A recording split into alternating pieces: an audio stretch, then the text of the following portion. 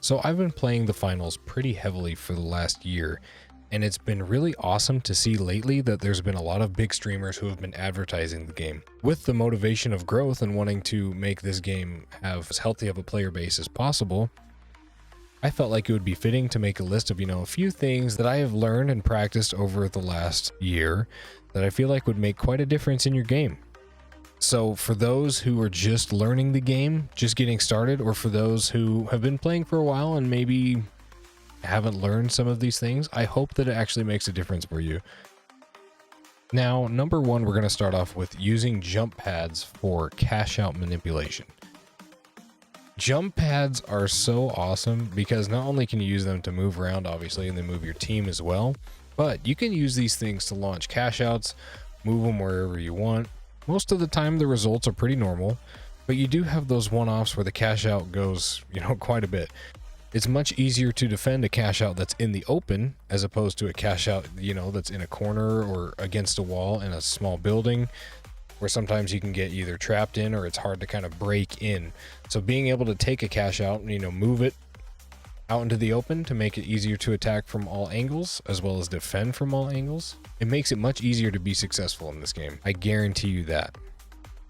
It's as simple as placing a jump pad on a wall above a cash out and then dematting the entire surface that the jump pad is resting on.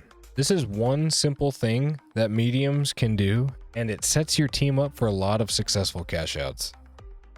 We're staying on the jump pad for one more, but on this time, rather than moving cash outs, we're talking about finishing kills. Now I want to talk about when you're getting pinched by those on high ground or getting pushed by those on high ground, or you've got somebody to a bullet or two and you just can't quite finish the kill. When you have a jump pad, you can throw it down, get yourself that elevation, and get a couple bullets off to finish the kill. Now this does take a little bit of practice, but it really does look cool. Use this to your discretion though, because it does make you an easier target. I will say the pros far outweigh the cons. And quite frankly, I don't think there's a loadout where you should not be running the jump pad. It should always be included. Next, we have arena carriables. I mean, these things are so underrated in themselves. You can pick them up and use them as a weapon, just throwing them at people, especially red barrels. They're amazing for that. I mean, there's a few fights where I only won the fight merely because I had the healing from the blueberry that I just throw down. The healing orbs, aka blueberries, are wonderful. But also not to leave out gas barrels and goo barrels. There are plenty of ways that you can use those to your advantage, whether it's defense or whether it's delaying a cash out or stopping a cash out from getting stolen. They're very handy to pick up. I had to sort through clips just to find a few examples, but as you can see, I've thrown red barrels at people and it's just completely decimated them where I didn't even really get a chance to engage with them. It already gave us an advantage going into the fight. Next, we're going to be talking about the importance of staying with the cash out or staying ahead of the cash out on moving platforms, or specifically maps that have moving platforms. It's so much harder to steal or defend a cash out when you're having to just play catch up in the first place. If you're a medium or a light and you're able to use your movement to get ahead and let the cash out sort of come to you, or at least set up a little bit that you have a good angle on the cash out, it's very crucial and it'll help pivot a lot of these cash outs in your favor. If you're having to split your focus into mantling and chasing and using gadgets to just catch up to the cash out when there's another team applying pressure, it's not going to be very easy. Trust me. So do your best to stay ahead of the cash out and you'll have much more success. Moving on to number 5, we're going to be talking about forcing a double. Now, forcing a double is pretty important, especially if this is a great example. My team has 11,000, a single cash out. It's not going to give us enough to qualify. This is World Tour where there are no penalties if a team gets wiped. So we either have to frag out and get a single cash out or force a double, which gives us a better opportunity to win. Now, sometimes in terms of skill, the lobby may be difficult and sometimes sometimes forcing a double may not work. You have a 1 in 4 chance of actually securing the cash out once the double is placed. But if you couldn't qualify with a single cash out, I mean, doubling increases your chances. So, I mean, there is that. But don't worry, I know you can do it.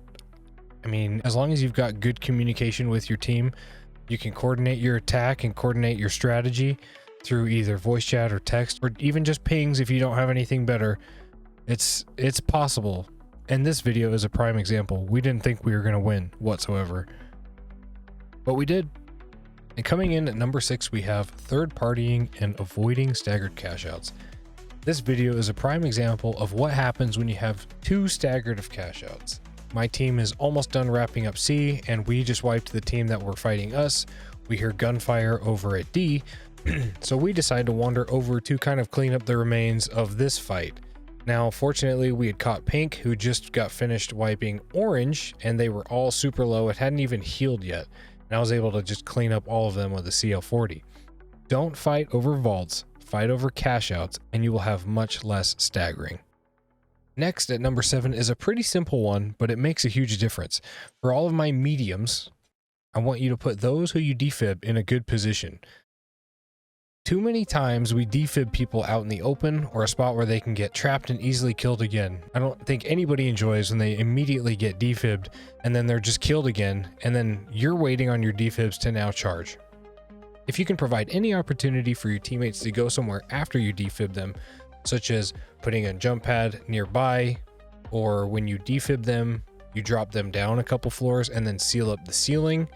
There's many ways that you can put your teammates in a better position by kind of allowing them an escape. Your teammates will be able to survive more often, and your teammates will be much happier with you as a medic. 100% guaranteed. So, put those you defib in a good position. Number 8 seems kind of silly, but I figured I'd mention it just because of this clip. There's so many options for movement and so many ways around teams. Get creative, don't take the stairs, pay attention to other people's loadouts. And if they're running something that's explosive that can harm all of you at once, be a little cautious. Since the finals is a team-based game, coming in at number 9, we have stick together or avoid combat when separated.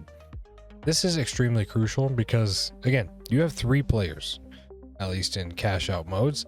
And if you lose any of your players, you're at a complete disadvantage every engagement that you get in. This clip right here is a prime example because once we took out the medium that was coming from behind to reinforce, it made the 2 heavies that were already pushing the objective an extremely easy target, and we could surround them from all angles.